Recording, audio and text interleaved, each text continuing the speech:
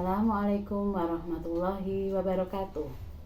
Alhamdulillah atas segala nikmat, kesehatan, dan kesempatan dari Allah Ta'ala, sehingga sampai saat ini kita bisa berkarya untuk memajukan pendidikan tinggi di institusi kita masing-masing.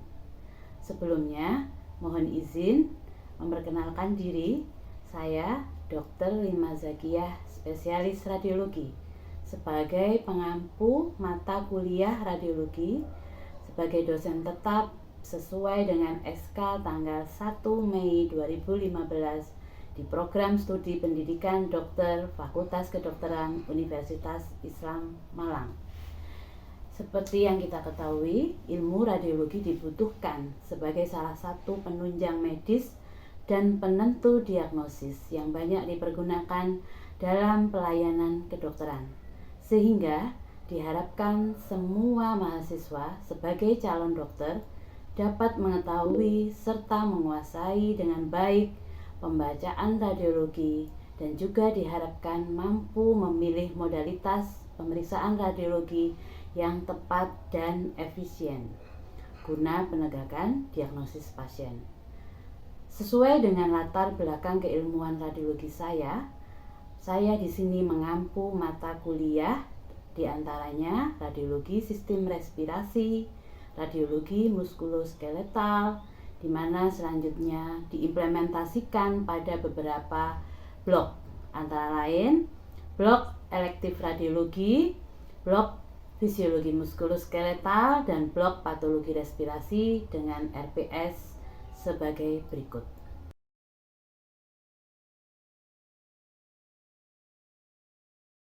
Mahasiswa diwajibkan mengikuti kegiatan-kegiatan yang bertujuan untuk delivery sekaligus untuk interaktif, yaitu dalam kegiatan tutorial, perkuliahan, photo reading, dan bedside teaching, pemeriksaan USG, serta pelatihan keterampilan membaca foto X-ray.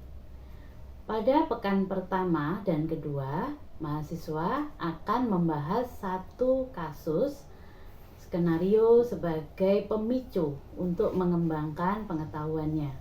Sedangkan pada pekan ketiga akan dilaksanakan asesmen atau penilaian berupa evaluasi materi-materi blok, yaitu melalui ujian akhir blok, ujian photo reading atau OSC, serta presentasi tugas ilmiah seperti referat maupun jurnal reading yang nantinya akan masuk dalam komponen penilaian.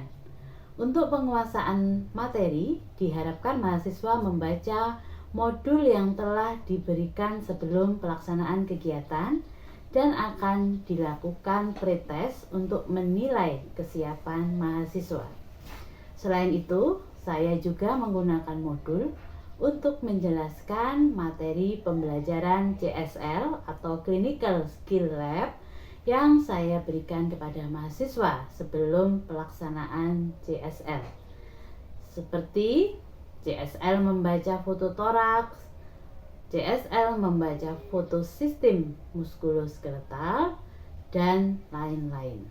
Metode pembelajaran dan media pembelajaran disesuaikan dengan kebutuhan materi.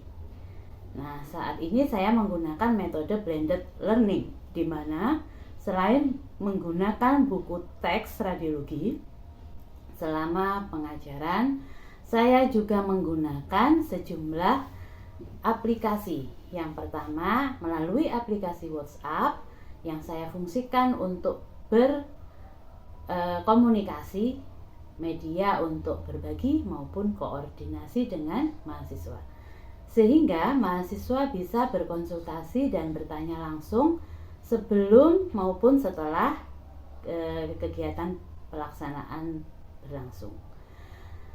Kedua, dengan memakai media PowerPoint. Jadi saat mengajar, saya juga menggunakan PowerPoint.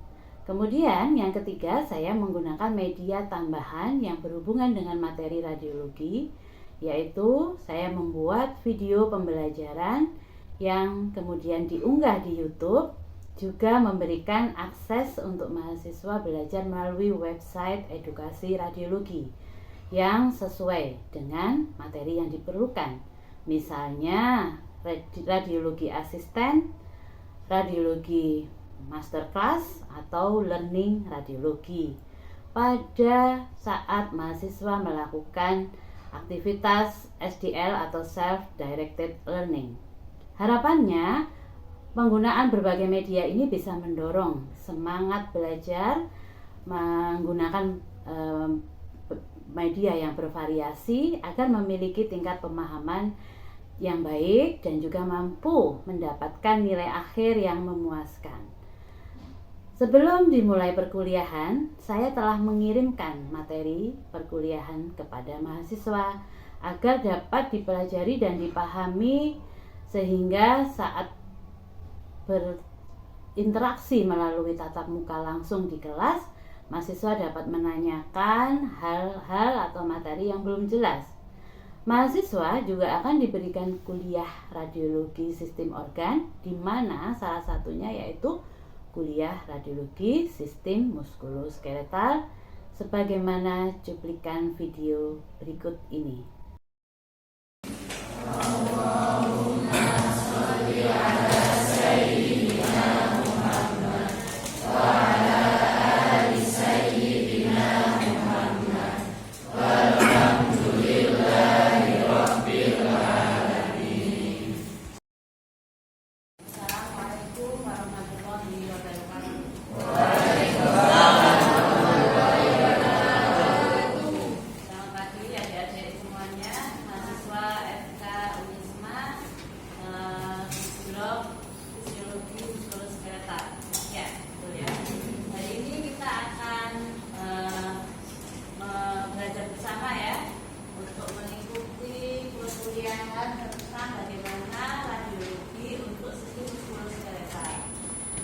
Sebelumnya kita sudah pernah kuliah tentang dasar-dasar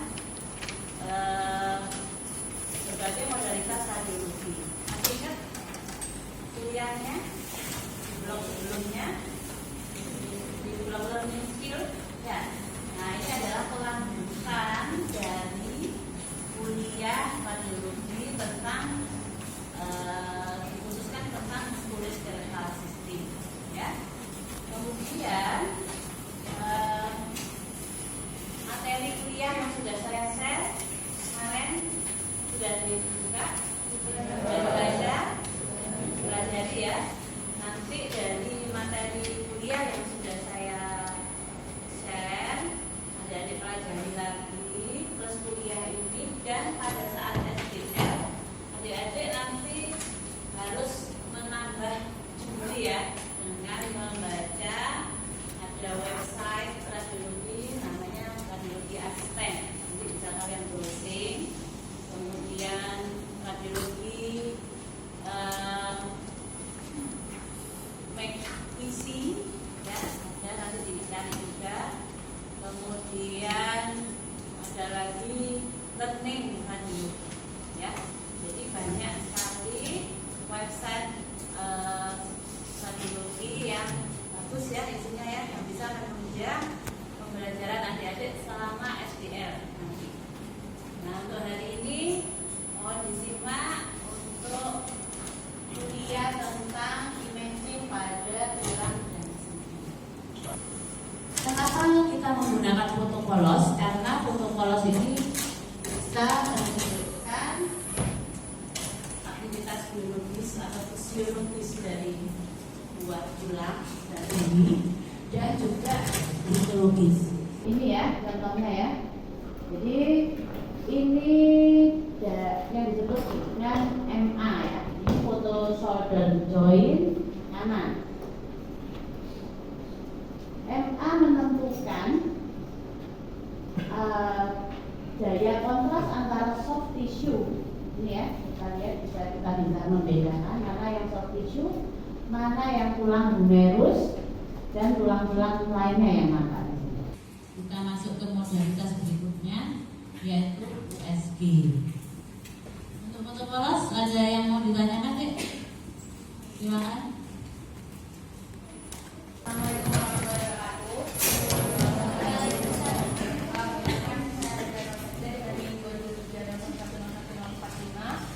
ini bertanya dokter untuk X-ray plan ini atau protokol ini tuh ada efek negatifnya untuk dilakukan pada pasien. Terima kasih, saya menjawab ya. Jadi memang ada keterbatasan dan kelebihan dari masing-masing modalitas.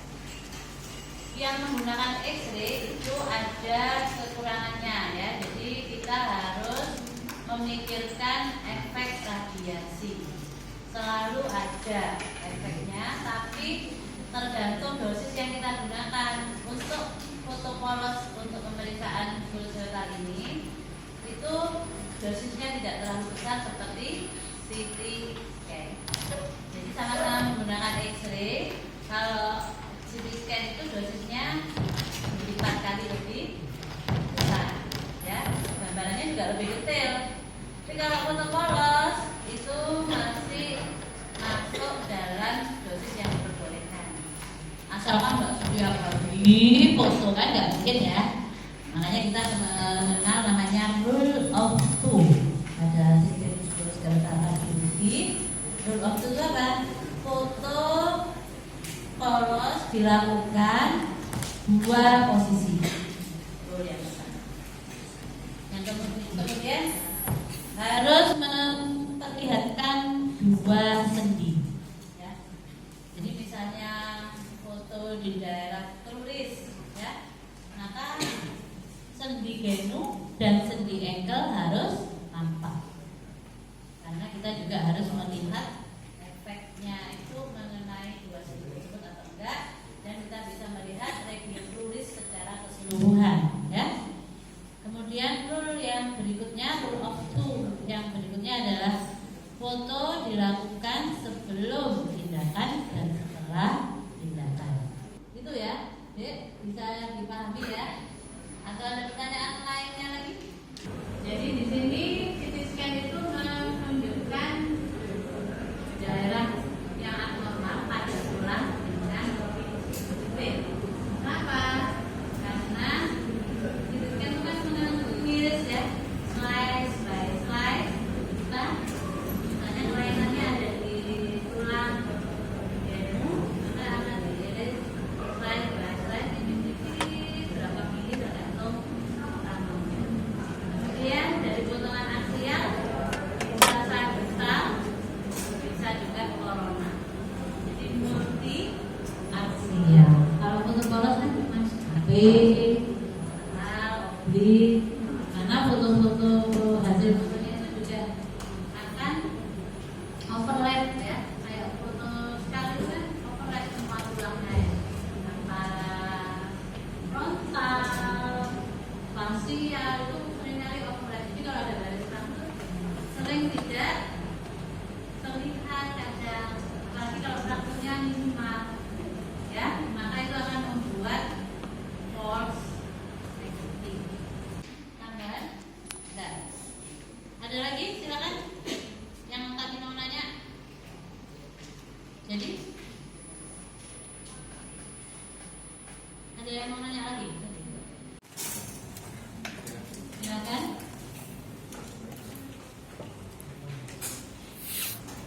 Ya, ada pertanyaan lagi ya. Sudah cukup. Saya harapkan adik-adik bisa memahami lagi dengan membuka